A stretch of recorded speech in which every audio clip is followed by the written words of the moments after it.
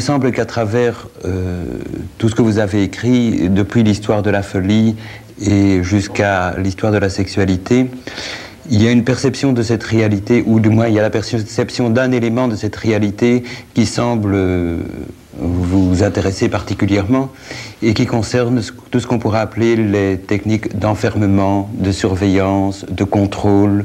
Bref, la manière dont l'individu dans notre société a été progressivement contrôlé.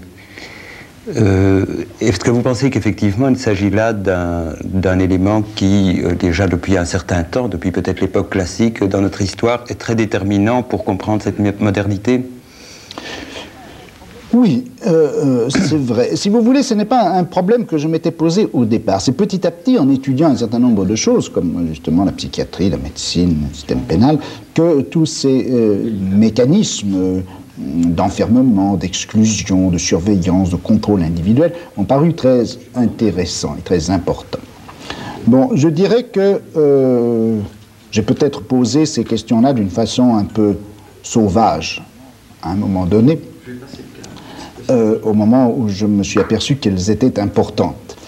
Bon, je crois qu'il faut bien délimiter de quoi il s'agit et quel est le genre de problème que l'on peut poser à propos de tout cela.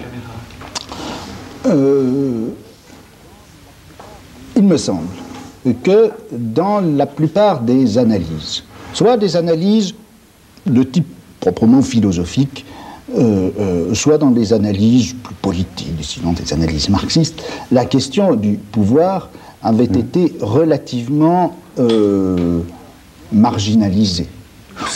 Ou en tout cas, c'est ça. Ou en tout cas, simplifié. Ou bien il s'agissait de savoir quels étaient les fondements juridiques pouvant légitimer un pouvoir politique, ou bien il s'agissait de définir le pouvoir dans une fonction de simple conservation ou reconduction de rapports de production. Alors, ou il s'agissait de la question philosophique du fondement ou de l'analyse historique de la superstructure.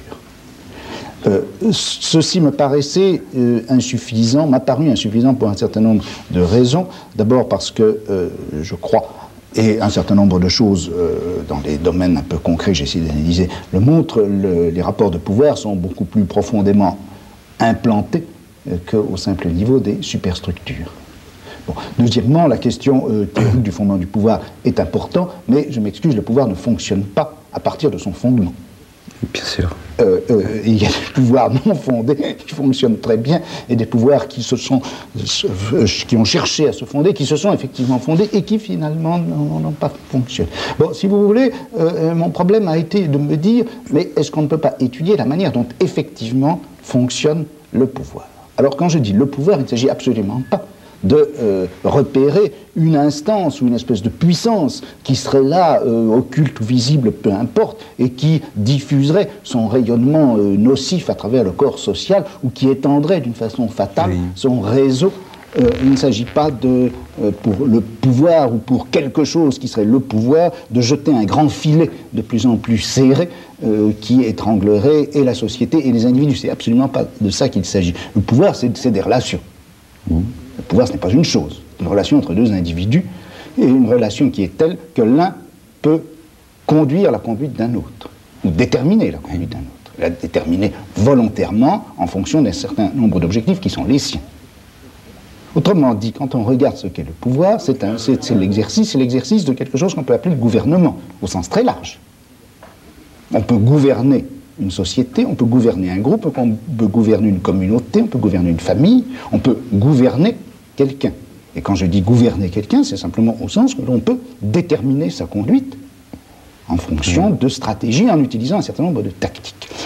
Donc, si vous voulez, c'est la gouvernementalité, au sens large, entendu donc comme ensemble des relations de pouvoir et techniques qui permettent à ces relations de pouvoir de s'exercer. C'est cela que j'ai essayé d'étudier. Comment est-ce qu'on a gouverné les fous?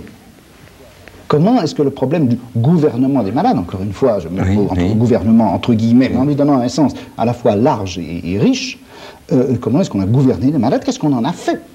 quel statut on leur a donné, où est-ce qu'on les a placés, dans quel système de traitement, de surveillance aussi, de bienveillance, de philanthropie, de quel champ économique les soins apportés aux malades. C'est tout cela que je crois qu'il faut essayer de voir. Alors, c'est certain que cette gouvernementalité n'a pas cessé, d'un certain point de vue, de devenir plus stricte au cours des âges.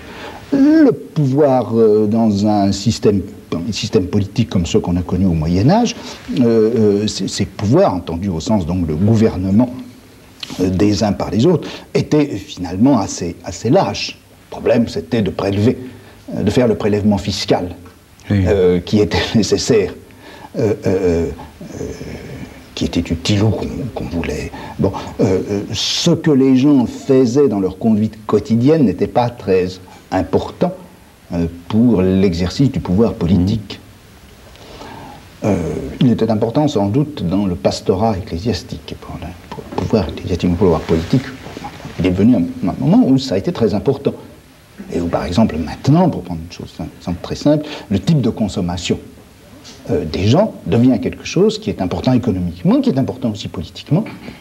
Et c'est vrai que le nombre d'objets qui deviennent objets d'une gouvernementalité réfléchie à l'intérieur de cadres politiques, même libéraux, ce nombre d'objets a considérablement augmenté. Mais je ne pense pas non plus qu'il faille considérer que cette gouvernementalité prenne forcément la forme de l'enfermement, de la surveillance et du contrôle. Par toute une série de régulations subtiles, souvent, on arrive en effet à conduire la conduite des gens, ou à se conduire de telle manière que la conduite des autres ne puisse pas avoir des effets nocifs qu'on redoute, etc.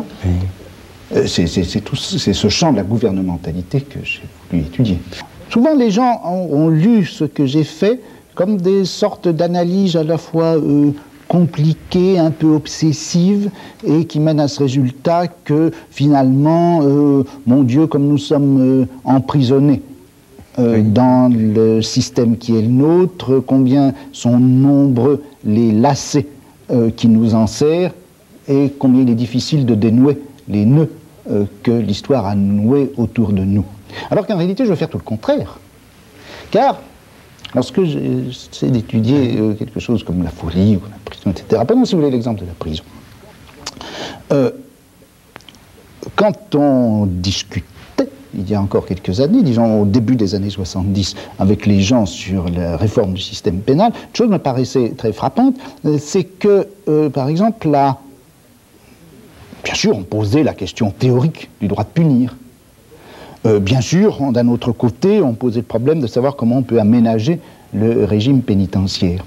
Mais cette espèce d'évidence, si vous voulez, que la privation de liberté est au fond la forme la plus simple, la plus logique, la plus raisonnable, la plus équitable de punir quelqu'un parce qu'il avait commis une infraction, cela n'était pas tellement interrogé.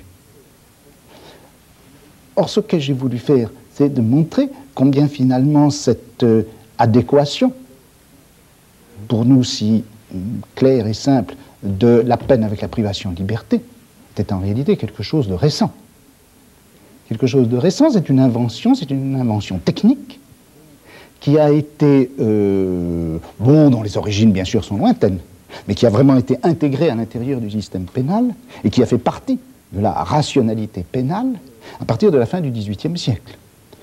Et j'ai essayé d'interroger les raisons pour lesquelles la prison était ainsi devenue une sorte d'évidence dans notre système pénal. Il s'agit donc de rendre les choses plus fragiles par cette analyse historique, ou plutôt de montrer à la fois pourquoi et comment les choses ont pu se constituer ainsi, mais montrer en même temps qu'ils se sont constitués à travers une histoire précise. Il faut donc montrer et la logique des choses, ou si vous voulez, la logique des stratégies à l'intérieur desquelles les choses se sont produites, et montrer que ce ne sont pourtant que des stratégies, et que du coup, en changeant un certain nombre de choses, en changeant de stratégie, en prenant les choses autrement, du coup, ce qui nous paraissait évident ne l'est pas. Notre rapport à la folie, c'est un rapport qui est historiquement constitué. Et du moment qu'il est historiquement constitué, il peut être politiquement détruit. Ou, je dis politiquement, en donnant au mot politique un sens très large. En tout cas, il y a des possibilités d'action, puisque c'est à travers un certain nombre d'actions, de réactions, etc., à travers un certain nombre de luttes, de conflits, pour répondre à un certain nombre de problèmes, qu'on a choisi ces solutions-là. J'ai voulu réintégrer beaucoup des évidences de notre pratique dans l'historicité même de ces pratiques.